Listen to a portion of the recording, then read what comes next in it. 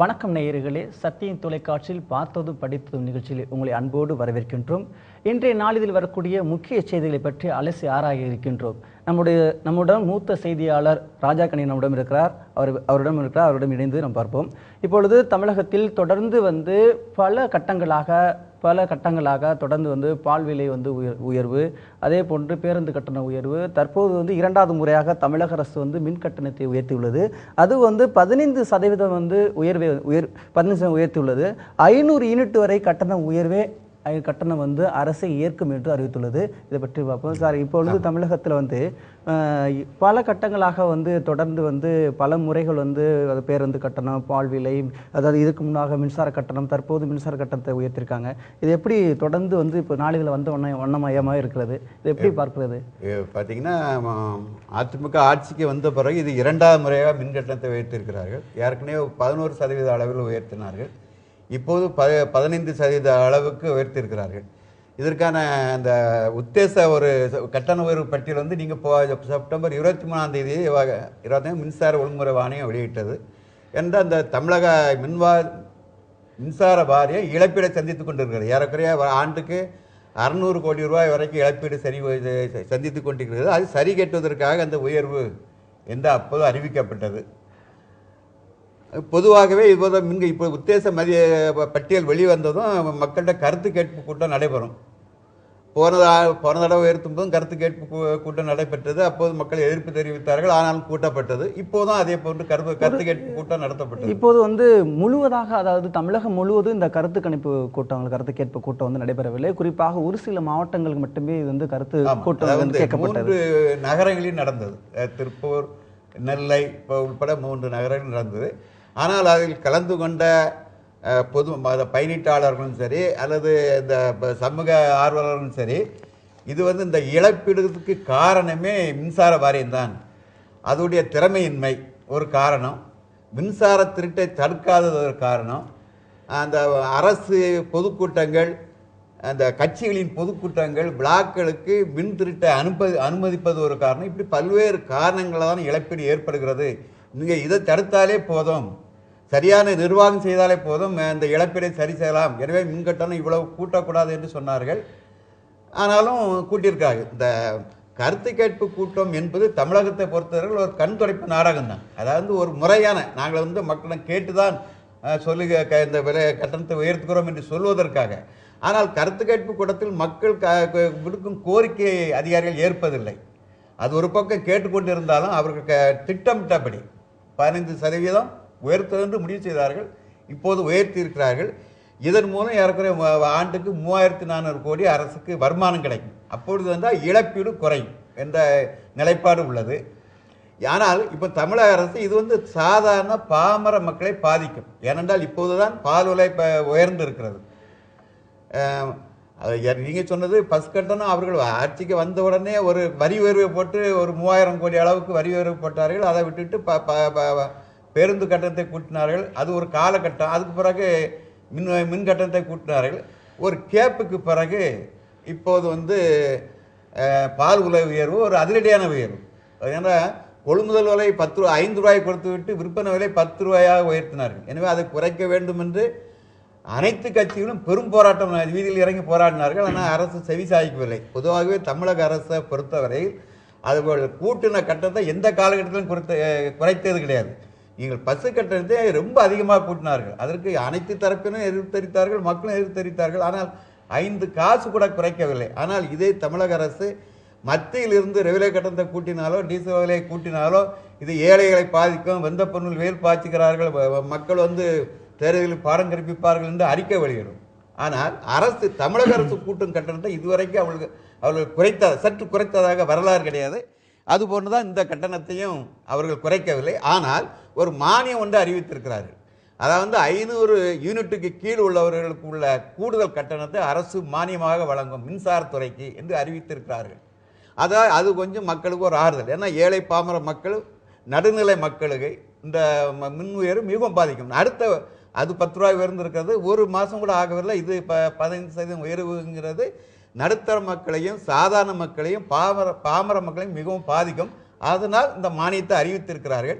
ஆனால் இன்னொரு கருத்து, அதாவது மானியத்தை நாங்கள் கொடுக்குறோம் என்று அறிவிப்போடு நிறுத்தி விடாமல் கொடுக்க வேண்டும். ஏனென்றால் சில திட்டங்கள் சில சலுகைகள் அறிவிப்போடு நின்று விடுகின்றன. அதுபோன்ற இந்த அறிவிப்போடு நின்றுவிடக்கூடாது, அதை நடைமுறைப்படுத்த வேண்டும் என்பதுதான் மக்களுடைய கோரிக்கையாக இருக்கிறது. தொடர்ந்து பல கட்டங்களாக மின் கட்டணத்தை உயர்த்திருக்காங்க. தற்போது வீடுகளுக்கு, கடைகளுக்கு, தொழிற்சாலைகள் என்ற 3ஆக தனித்தனியாக பிரித்து தற்போது மின் கட்டணத்தை உயர்த்திருக்காங்க. தற்போது வீடுகள் பார்த்தா 85 காசுகள் உயர்த்திருக்காங்க. அதே போல கடைகளுக்கு ₹1 5 ரூபாய் உயர்த்திருக்காங்க. 5 காசுகள் உயர்த்திருக்காங்க. அதே போல தொழிற்சாலைக்கு 85 காசுகள் உயர்த்திருக்காங்க. தொடர்ந்து இது போன்ற விலையேற்றத்தில் இருந்தால் பொதுமக்கள் தாங்கிக் கொள்ள முடியாத சூழ்நிலை ஏற்படும். எதிர்க்கட்சிகள் தொடர்ந்து பல கட்டங்கள் சட்டமன்றத்தில் சரி மக்களிடமே பல கட்டங்களை போராட்டம் நடத்தி தொடர்ந்து போராட்டத்தில் ஈடுபட்டு வருகின்றனர். அது ஒரு தற்போது முன்னாள் முதல்வர் சொத்து குவிப்பு வழக்கில் விரைந்து விசாரிக்க கோரி ஜெயலலிதா மனு தாக்கல் பண்ணியிருக்காங்க. தொடர்ந்து ஜெயலலிதாவுடைய முன்னாள் முதல்வர் ஜெயலலிதா அவர்கள் கர்நாடகத்தில் உள்ள தனி நீதிமன்றத்தின் மூலமாக தீர்ப்பு பெற்று 4 ஆண்டு சிறை தண்டனை முடிவு ஜாமீன் விடுதலை பெற்று தற்போது திரும்பி அந்த வழக்கை திரும்பி உடனடியாக விசாரிக்க வேண்டும் அவங்க மனு தாக்கல் பண்ணியிருக்காங்க. அதை எப்படி இது ஏற்கனவே ஜெயலலிதா அவர்களுக்கும் அவர் உட்பட 3 பேருக்கும் மொத்தம் 4 பேருக்கும் ஜாமீன் வழங்கிய உச்ச நீதிமன்றம் தெளிவாக அப்பவே சொல்லிவிட்டது. அதாவது டிசம்பர் 18ஆம் தேதிக்குள் நீங்கள் மேல்முறையீட்டுக்கான ஆவணங்களை கர்நாடக உயர்நீதிமன்றத்தை தாக்கல் செய்ய வேண்டும். 18ஆம் தேதியிலிருந்து விசாரணை தொடங்கும். அந்த விசாரணை 3 மாதங்களுக்குள் முடிக்கப்படும். இதுக்கு ஜெயலலிதா தரப்பினர் முழு ஒத்துழைப்பு அளிக்க வேண்டும் என்று உச்சநீதிமன்றம் தெளிவாக குறிப்பிட்டது. அதை அவர்களுக்காக வாதாடிய வாலி நாரிமன் அவர்களும் ஒத்துக்கொண்டார். அவரே சொன்னார், நாங்கள் இதில் ஏனென்றால் பழைய வழக்கு சொத்து குவிப்பு வழக்கு 18 ஆண்டுகளாக நீண்டது. அதனால தான் நீதிமன்றம் இதை கண்டிப்பாக சொன்னது. அதுபோன்று இழுப்படுத்தி செய்தால் நாங்கள் ஜாமீனை ரத்து செய்துவிடுவோம் என்று பல நிபந்தனைகளை விதித்தது. அப்போது பாலி நாரிமன் அவர்கள் சொன்னார்கள், கரெக்ட், நாங்கள் சரியாக நடந்து கொள்வோம், 3 மாதத்துக்குள் இந்த வழக்கை விசாரணை முடிக்க ஒத்துழைப்போம் என்று ஒத்துழைப்பு கூறினார்.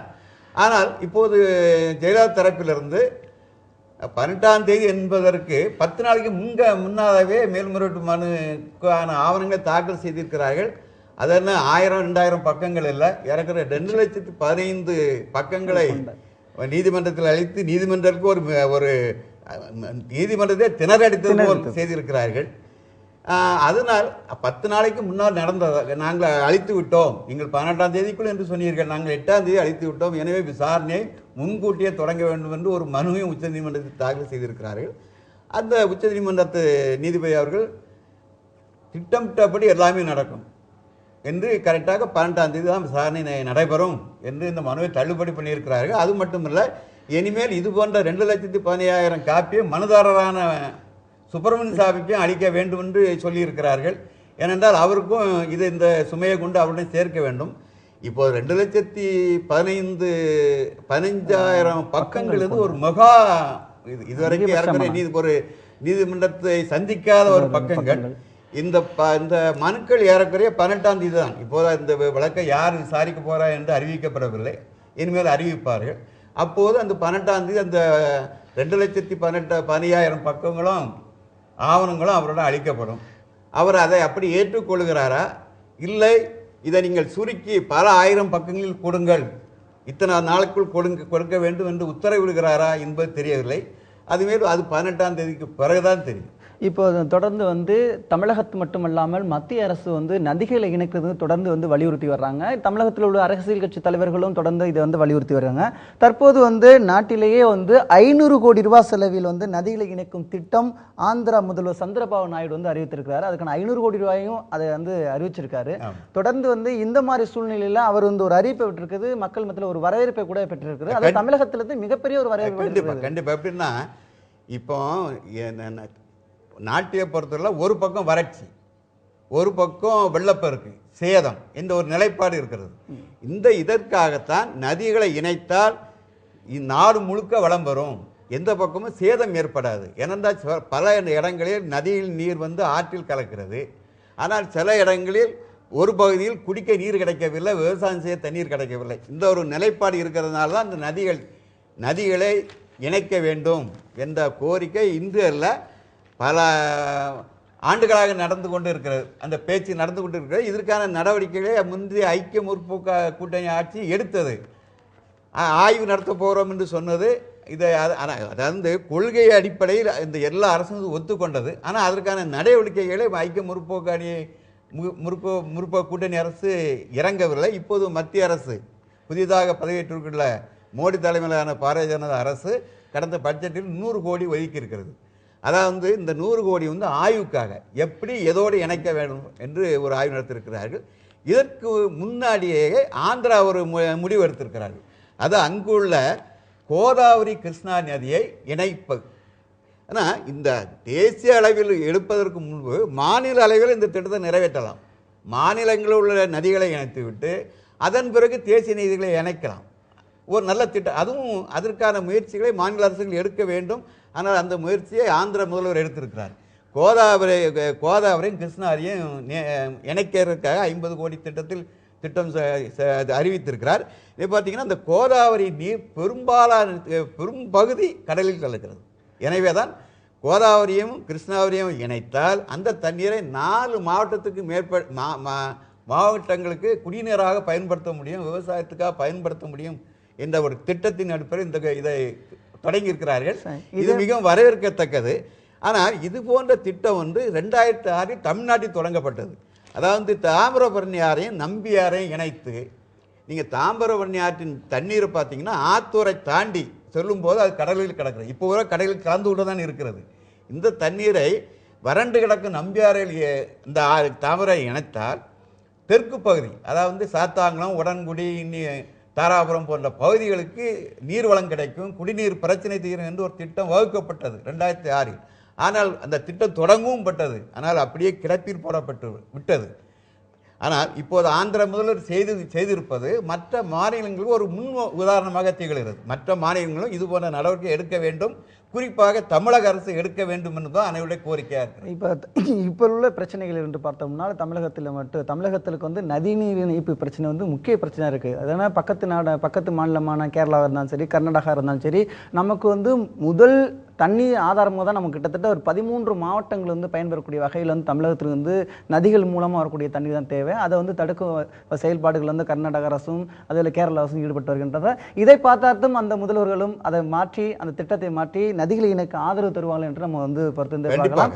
இப்போ தொடர்ந்து தமிழகத்தில் பெண்களுக்கு எதிரான வன்முறைகள், பலாத்காரங்கள் மத்திய பிரதேசம், டெல்லி முன்னிலை தமிழகத்தை விட மத்திய பிரதேசம், டெல்லியெல்லாம் முன்னிலை வைக்கிறது. அது ஓடும் பஸ்ஸில் பலாத்காரம் பண்ணுறது, சிறு குழந்தைகளோட பலாத்காரம் பண்ணுறது, பலாத்காரம்ன்றது இன்னும் சில நொடிகளில் நடைபெற்று கொண்டிருக்கிறது. பல ஆயிரக்கணக்கான வெளியில் தெரிகிறது ஒரு சில விஷயம் தான், வெளியில் தெரியாத பல விஷயங்கள் நடந்துகிட்டு இருக்குது. இந்த செய்தி பரவலாக நாளிதழில் தினந்தோறும் பார்க்கக்கூடிய செய்திகளாக இருக்கிறது. ஒரு நாள் 2 நாள் மட்டும் இல்லை, தினந்தோறும் தமிழகத்து செய்தி மட்டும் இல்லை, இந்தியாவில் இருக்கக்கூடிய அனைத்து நாளிதழும் வரக்கூடிய செய்திகளாக இருக்குது. இதை குறைக்கிறதுக்கு, இதை தடுக்கிறதுக்கு என்ன மாதிரி நடவடிக்கை மேற்கொள்வது, மக்கள் மத்தியில் எப்படியான பிரச்சாரங்கள் மேற்கொள்வது? இப்போ இந்த பெண்களுக்கு எதிரான வன்கொடுமை, பாலியல் கொடுமைகள் அதிகரித்து கொண்டு இருக்கிறது. அது தமிழ்நாட்டில் மட்டுமல்ல, இந்தியாவின் தலைநகர் டெல்லியிலையும் அதிகரித்து கொண்டு இருக்கிறது. ஆனால் இந்த தேசிய குற்ற ஆவணப்பிரிவு ஒரு ஆய்வு நடத்தியிருக்கிறது. அதை 53 நகரங்களை தேர்வெடுத்து எந்த நகரங்களில் இந்த பெண்களுக்கு எதிரான குற்றங்கள் அதிகமாக நடக்கிறது என்ற ஒரு ஆய்வு நடத்தியிருக்கிறது. அந்த ஆய்வு என்ன சொல்கிறது என்றால், மத்திய பிரதேசத்தில் குவாலியரில் தான் அதிகமான பெண்களுக்கு எதிரான பாலியல் வன்கொடுமை நடக்கிறது என்று சொல்லுகிறது. அடுத்து டெல்லியை சொல்லுகிறது. தமிழகத்தில் எடுத்த அவங்க நகரங்களில் பார்த்தீங்கன்னா சென்னையும் கோயம்புத்தூரும் சொல்லுகிறார்கள். ஆனால் கோயம்புத்தூரில் பெண்களுக்கு எதிரான பாலியல் வன்முறை குறைவு, அதை விட சென்னையில் கொஞ்சம் அதிகம் என்று சொல்லியிருக்கிறார்கள். ஆனால் இப்போது சமூக ஆர்வலர்கள் அன்றாட செய்திகளை நாம் பார்க்கும்போது பெண்களுக்கு எதிரான நடக்கும் பாலியல் வன்முறைகள் நீங்கள் சொன்னது போல அன்றாட செய்திகளாகிட்டன. அன்றாடம் நீங்கள் பத்திரிகைகளை பற்றினா ஒரு 5 செய்திகளாக இருக்கிறது. இது பத்திரிகைக்கு வந்த செய்தி. ஆனால் எத்தனையோ செய்திகள் போலீஸ் நிலையம் போய் அவர்களே எஃப்ஐஆர் பதிவு பண்ணாமல் விரட்டி அடிக்கப்பட்ட செய்திகள் நிறையா உண்டு. ஏனென்றால் இதனுடைய எண்ணிக்கையை கூட்டக்கூடாது அல்லது வெளிப்படுத்தக்கூடாது என்றெல்லாம் மிரட்டி கட்ட பஞ்சாயத்து நடத்தின கேஸுகள்லாம் நிறையா இருக்குதுன்னு சொல்லுகிறாங்க. முழுப்பாடு அதாவது பெண்களுக்கு வன்முறைகள் சிலவர்களும் அதை வெளியில் சொல்லுகிறார்கள். சில பேர் அதற்கு குடும்பத்துக்கு மானம் பங்கம் வந்துவிடும், தனக்கு பங்கு வந்துவிடும் என்று அதை அப்படியே மறைத்து விடுகிறார்கள். அதாவது அதை காவல் நிலையத்துக்கு போகிற எண்ணிக்கையை விட மறைக்கிற எண்ணிக்கை தான் தமிழ்நாட்டில் அதிகம். அதிகம். அதனுடைய வெளிப்பாடு இந்த விஷயத்துல பாலியல் தன்னுடைய குடும்பத்துடைய பெயர் கெட்டுவிடும், தன்னுடைய மகள் பெயர் கெட்டுவிடும் என்று மறைக்கப்படுகிறது. அப்படி மறைக்கப்பட்டு அதையும் தாண்டி சில கேஸுகள் தான் போலீஸ் நிலையம் போயிருக்கிறது. அந்த நிலைப்பாட்டில் பார்த்தீங்கன்னா சென்னையில் குறைவு. அதாவது இது 53 நகரங்களிலும் ஒப்பிட்டு பார்க்கும்போது சென்னையிலும் கோயம்புத்தூரிலும் குறைவு என்று சொல்லியிருக்கிறார்கள். ஆனால் இது குறைவு என்று நாம் கவனத்தில் குறைவாக இருக்கக்கூடாது. இங்கே இறக்க நிறைவாக நடந்து கொண்டிருக்கிறது. காவல்துறையை தீவிர நடவடிக்கை எடுத்துக்கொண்டு தான் இருக்கிறது. ஆனால் சில இடங்களில் கண்டும் காணாமல் இருக்கிற நிலைமை இருக்கிறது. இதை சமூக ஆர்வலர்கள் பல இடங்களில் குற்றச்சாட்டாக வைத்துக் கொண்டிருக்கிறார்கள். காவல்துறையே அதை கண்டுகொள்வதில்லை அல்லது அதற்கான மனுவை ஏற்பதில்லை என்ற குற்றச்சாட்டுகள் நிலவி வருகிறது. எனவே இதற்கு அரசு இந்த புள்ளி விவரத்தை ஒரு முறையாக எடுத்துக்கொள்ளாமல் இங்கு நடக்கும் குற்ற நடவடிக்கைகளை தடுப்பதில் முனைப்போடு செயல்பட வேண்டும் என்பதுதான் மக்களுடைய கோரிக்கை. நெக்ஸ்ட் வந்து நம்ம பார்க்கும்போது வந்து திமுக பொறுத்தவரையில் வந்து மாவட்ட செயலாளராக இருக்கும்போது குறுநில மன்னர்கள் போல வந்து அவங்க வந்து பாவித்து அந்த வந்து கிட்டத்தட்ட 1 ஆண்டு 2 ஆண்டுகள் மட்டும் இல்லை 30 ஆண்டுகள் 40 ஆண்டுகள் என்ன தொடர்ந்து வந்து அமைச்சராகவும் சட்டமன்ற உறுப்பினராகவும் மாவட்ட செயலாளராகவும், அதாவது மாவட்ட செயலாளர் திமுக பொறுத்தவரைனா ஒரு டிஸ்ட்ரிக்ட் கலெக்டர் ரேஞ்சுக்கு மாவட்ட ஆட்சியருக்கு நிகரானவர் என்று வந்து வர்ணிக்கப்பட்டு தொடர்ந்து வந்து அவர் கண்ட்ரோலில் தான் அந்த மாவட்டம் இருக்குது. அது குறுநில மன்னர் போல வந்து பாவித்து வந்தார்கள். தற்போது வந்து அவங்க வந்து அதாவது தொடர்ந்து வந்து அது எலெக்ஷன் மூலமாக தேர்தல் வந்து நடைபெற்று அது மாவட்ட செயலாளர்கள் கொண்டு வருவது வழக்கம். அதே போல இப்போது திமுகவில் வந்து தேர்தல் உட்கட்சி தேர்தல் நடைபெற்றுக் கொண்டிருக்கிறது. இதற்கு முன்பால வந்து ஸ்டாலின் ஆதரவாளர்களுக்கும் மற்ற கட்சியிலிருந்து மூத்த தலைவர்கள் இருக்கக்கூடிய, அதாவது இதற்கு முன்னால் இருக்கக்கூடிய மூக்க அழகிரியா இருக்கட்டும், மற்ற மாவட்டங்கள்லாம் பார்க்கும்பொழுது இரு தரப்புகளுக்கு கடுமையான மோதல் ஏற்பட்டு பிரச்சனை வரும். சமீபத்தில் இப்பொழுது அதே போல இங்கே குறிப்பிட்ட இடங்களில் சென்னையை பொறுத்தவரை கருணாநிதியுடைய ஆதரவாளர்களுக்கும் ஸ்டாலின் ஆதரவாளர்களுக்கும் கடுமையான கோஷ்டி மோதல்கள் பிரச்சனைகள் ஏற்பட்டிருக்கிறது. இப்போ கூட குளிர்கால கூட்டத்தில் கூட நம்மளுடைய தென் சென்னை மாவட்ட செயலர் திமுகவுடைய தென் சென்னை மாவட்ட செயலர் இருக்கக்கூடிய ஜே அன்பழகன் வந்து அங்கே கருணாநிதியை பற்றி சட்டசபையில் வந்து எதிர்க்கு ஆளுங்கட்சியினர் பேசும்பொழுது தனியாக நின்று ஒரு குரல் கொடுத்து அந்த பக்கம் கூட திசை கூட திரும்பி பார்க்காத, அதாவது திமுகவுடைய பொருளாளர் மு க ஸ்டாலின்லாம் இருந்தார். அவர் வந்து தொடர்ந்து வந்து துரைமுருகன் வந்து அவரை அமர சொன்னார். அப்புறம் வந்து அமர்ந்தால் தொடர்ந்து வந்து பிரச்சனைகள் வந்து வருகிறது. இப்போது வந்து அதாவது சென்னை பொறுத்தவரை இன்று நாளையும் நடைபெற இருக்கிறது. தற்போது இது வந்து கோஷ்டி பூசல், அதாவது கருணாநிதியுடைய தரப்புக்கும் ஸ்டாலினுடைய தரப்புக்கும் தொடர்ந்து வந்து மோதல்கள் ஏற்பட்டு வருகின்றது. சமாதான போக்கோடு போய் இருந்தால் இருக்கும். அதான் நீங்க சொன்னது போல இந்த அதாவது திமுக ஒரே அணியாக இருந்தபோது, அதாவது இப்போது தானே அதிமுக மதிமுக பிரிந்தது, ஒரே கட்சியாக இருந்த காலத்தில் வந்து நீங்க சொன்னது போல மாவட்ட செயலாளர்கள் பதவி என்பது ஒரு அமைச்சருக்கு நிகரான பதவி, ஒரு ஆட்சியருக்கு நிகரான பதவி கட்சி அளவில். இறந்து போன ஒரு சேலத்தினுடைய மாவட்ட செயலர் வீரபாண்டி ஆறுமுகம் கூட அமைச்சர் பொறுப்பு வேண்டாம், எனக்கு வந்து மாவட்ட செயலாளர் பொறுப்பு வேண்டாம் கூட வலியுறுத்தினார். அந்த அளவுக்கு கொடுத்தார்கள். இப்போது திமுகவே பல அணியாக இருக்கு, மதிமுக அதிமுக என்று. ஆனால் இப்போ நீங்கள் அதிமுகவில் எடுத்துக்கொண்டீங்கன்னா ஒரு மாவட்ட செயலாளரும் சரி, அமைச்சர்னாலும் சரி, சபாநாயகர் என்றாலும் சரி, அவர் எப்போது விலக்கப்படுவார் என்று அவருக்கே தெரியாது. எந்த நிலையிலும் மாற்றப்படலாம், அப்படி நிலை இருக்கிறது. அப்படியே வெளியில் வருகிறவர்கள் வாய் திறக்க மாட்டார்கள், கப்சிப்புன்னு உட்கார்ந்து விடுவார்கள், எதிரான குரல் எழுப்ப முடியாது. அந்த அளவுக்கு ஒரு மிலிட்ரி கட்டுப்பாடு அதிமுக இப்போது நிலவு வருகிறது. அது ஒரு வகையில் சரியென்றே சொல்ல இப்போ அரசு நிலை அது சரியாகவே படுகிறது. ஆனால் இப்போ திமுகவில் அப்படி இல்லை. நீங்கள் சொன்னது போல இருந்தார்கள், அதான் ஒரு அமைச்சர் பதவியாக உட்கார்ந்தால் அந்த ஆட்சி முழுக்க அவர் தான் அமைச்சர். ஒரு மாவட்ட செயலாளர் இருந்தால் அடுத்த தேர்தல் வரைக்கும், அடுத்த உள்கட்சி தேர்தல் வரைக்கும் அவர் தான் மாவட்ட செயலாளர். அதன் பிறகு அவர் அந்த பதவி விட்டு கொடுப்பதில் எப்படியாவது மற்றவர்களை அரவணை பிடித்து கிடுத்து வந்து விடுகிறார்கள். இப்போ அந்த நிலையை தான் மாற்றும் முயற்சிக்கிறது தலைமை. எப்படி என்றால் முன்னால் 35 மாவட்டங்கள் இருந்தது, அதை இப்போ 65 மாவட்டங்களாக பிரித்து விட்டார்கள். இந்த உணர்வு எப்போ வந்தனால் மக்களவைத் தேர்தலில் திமுக எதிர்பார்த்த வெற்றி அடையவில்லை என்பதால் அந்த பொறுப்புகளுக்கு இளம் ரத்தத்தை ஊட்ட வேண்டும், அதாவது இளைஞர்களை நீக்க வேண்டும்.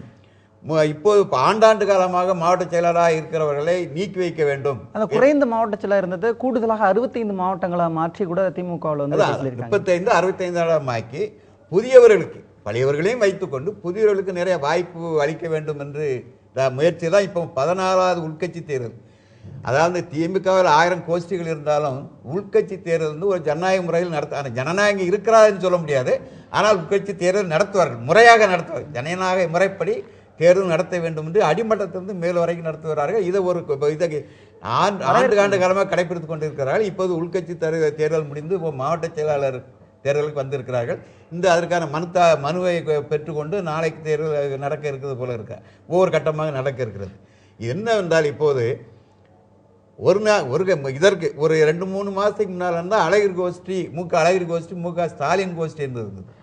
அழகிரி கோஷ்டி கட்சியிலிருந்து நீக்கப்பட்ட பிறகு இப்போது இருக்கிறவர்கள் தலைவர் திமுக தலைவர் கருணாநிதிக்கு ஆதரவாளராக மு.க. ஸ்டாலினுக்கு ஆதரவாளர் என்று இரு அணியாக இருக்கிறார்கள். ஆனால் இந்த இரு அணியாக நின்று, அதாவது தலைவர் ஆதரிக்கிறவர்கள் எனக்கு வேண்டும் என்கிறார், மு.க. ஸ்டாலின் ஆதரிக்க எனக்கு வேண்டும் என்கிறார். மு.க. ஸ்டாலின் அவர்கள் தன்னுடைய ஆதரவாளர்களை கொண்டு நியமித்து விட்டால் நாம் அமைதியாக இருக்கலாம் என்று இவர் நினைக்கிறார். அது மாதிரி இது போன்ற நிலை இருக்கிறது. ஆனால் இந்த நிலையை இப்போ அடுத்து 2016 சட்டமன்ற தேர்தல் வருகிறது. அதற்கு கட்சியை முன்னெடுத்து செல்ல வேண்டும், ஒற்றுமையாக செல்ல வேண்டும் என்றால், ஒரு வலுவான கட்சியை ஆக்க வேண்டும் என்றால் இளைஞர்களுக்கும் பதவி அளிக்க வேண்டும், மூத்தவர்களையும் வைத்திருக்க வேண்டும். கட்சி இந்த தந்தையா மகனா, அதாவது அண்ணனா தம்பியா இந்த போர் சண்டை முடிந்து தந்தையா மகனா இந்த போரையும் நீக்கி எல்லோரும் திமுக என்ற உணர்வை அனைவருடன் ஏற்படுத்த வேண்டும். அப்போதான் இவர்கள் ஒரு நிலைப்பாட்டை எடுக்க முடியும். இப்போ தொடர்ந்து ரஷ்யாவுடன் 20 ஒப்பந்தங்கள் கையெழுத்தாக, அதாவது புதின் முன்னிலையில் சென்னை இந்தியாவில் கையெழுத்தாகி ஒப்பந்தங்கள் கையெழுத்து போடப்பட்டிருக்கிறது. கூடுதலாக 3-4 அணு உலைகள் அதாவது கூடங்குளத்தில் அமைக்கப்படும் தொடர்ந்து வலியுறுத்தி வருகிறாங்க. அதே போல் 20 ஆண்டுகளுக்கு தேவையான ஒப்பந்தங்கள் நேற்று கையெழுத்திருக்கப்பட்டிருக்கு. அது முதல் செய்தியாக அனைத்து பேப்பர்களையும் முதல் செய்தியாக வந்திருக்கு. தமிழகத்தை பொறுத்த மட்டிலிருந்து அணு உலைக்கு எதிராக போராட்டங்கள் நடைபெற்றுக் கொண்டிருக்கிற சூழ்நிலையில் தற்போது 4-5 என்ற அணு உலைகள் அமைக்கப்படும் என்று மோடி தலைமையில் ரஷ்யாவோட ஒப்பந்தம் நேற்று கையெழுத்தாயிருக்கிறது. தொடர்ந்து இது போன்ற தமிழகம் மட்டுமே தான் எதிர்ப்பு இதற்கு அணு உலைக்கு, மற்ற மாநிலத்திலும் எதிர்ப்பு இருக்கிறதா என்று நம்ம பொறுத்திருந்ததான் பார்க்க வேண்டும். மின் தேவை நமக்கு தேவை. இப்போ கூடங்குளம் அணு உலைக்கு இப்போ ஒன்று செயல்பட்டு கொண்டிருக்கிறது, ஒன்றை அமைத்துக் கொண்டிருக்கிறார்கள். 3-4 அமைக்கிறதுக்கும் அனுமதி கொடுத்திருக்கிறார்கள். மட்டுமல்ல, இப்போ ரஷ்யா என்ன சொல்லியிருக்காங்கன்னா 2035க்குள் இன்னும் 12 அணு உலைகளை அமைத்து எங்களுடைய தொழில்நுட்பத்துடன் அமைத்து தர ஒத்துக்கொண்டு இருக்கிறார்கள். இந்தியாவுக்கு மின்சாரம் தேவை. அதாவது எந்த துறையிலும் ஆபத்து இல்லாத துறையே கிடையாது. அணு உலையில் மட்டும்தான் ஆபத்துன்னு சொல்ல முடியாது. சுனாமி கடலால் கூட ஆபத்து தான். நமக்கு சுனாமி வரும் என்று நான் எதிர்பார்த்தோமா, எத்தனை உயிர்களை பலி கொண்டது. ஆக நமக்கு இயற்கை ஆபத்து என்று பயந்தால் எதுவுமே செய்ய முடியாது. எல்லா துறையிலும் ஆபத்து இருக்கிறது. மழையாலும் ஆபத்து இருக்கிறது, காற்றாலும் ஆபத்து இருக்கிறது, கடலாலும் ஆபத்து இருக்கிறது. எனவே நமக்கு தேவை மின்சாரம். அதனால்தான் இப்போது சிலர் குரல் கொடுத்து கொண்டிருக்கிறார்கள். அதாவது நாட்டின் நிலைமை அறியாமல், மக்களின் தேவை அறியாமல் குரல் கொடுத்து கொண்டிருப்பார்கள் ஒரு நோக்கத்தோடு. ஆனால் ஒட்டுமொத்தமாக இந்தியாவுக்கு 24 மின்சாரம் தேவை. 24 மணி நேரமும் மின்சாரம் தரப்படும் என்று மோடி அவர்கள் உறுதியளித்திருக்கிறார்கள். மக்களிடம் உறுதியளித்து தான் வெற்றி பெற்று ஆட்சியில் அமைத்திருக்கிறார்கள். அதற்கான ஒரு நடவடிக்கை தான் ரஷ்யா ஒப்பந்தத்துடன் 12 மின்னலை அமைக்கிறது. அது மட்டும் இல்லாமல் இன்னொரு 20 ஒப்பந்தங்கள் போட்டிருக்கிறார்கள். குறிப்பாக அங்குள்ள அந்த இராணுவ பயிற்சி பள்ளிகளில் நமது இராணுவத்தினருக்கு பயிற்சி அளிக்கிறதுக்காக ஒப்பந்தம் போட்டிருக்காங்க. இப்படி அதே மாதிரி இன்னொரு 10 ஆண்டுகளில் இந்த தீவிரவாதிகளை ஒழிப்பது என 2 நாடுகளும் ரஷ்யாவும் இந்தியாவும் பேசி சொல்லியிருக்கிறது. அவருடைய கூட்டறிக்கையில் தீவிரவாதிகளை ஒழிக்க நடவடிக்கை தீவிரப்படுத்தப்படும், 10 ஆண்டுக்குள் தீவிரவாதங்கள் ஒழிக்கப்படும் என்று சொல்லியிருக்கிறார்கள். இவையெல்லாம் நடைபெற வேண்டும், நாடு வளபெற வேண்டும் என்பதுதான் என்னுடைய ஆசை. தொடர்ந்து அணு உலை அமைத்தால் நாட்டிற்கு மிகவும் நல்லது என்று நீங்கள் சொல்லியிருக்கீங்க. நின்று வந்த செய்திகளை பல செய்திகளை வரக்கூடிய நாளேட்டில் வந்த செய்திகளை பல செய்திகளை தொடர்ந்து அலசி ஆராய்ந்து பார்த்தோம். இதே போன்று நாளை வரக்கூடிய செய்திகளை பார்த்தோம், படித்த நிகழ்ச்சியிலிருந்து அலசி ஆராய இருக்கின்றோம். உங்களிடம் விடைபெறுவது கனிராஜ் மற்றும் செய்தியாளர் ஆனந்தன். வணக்கம்.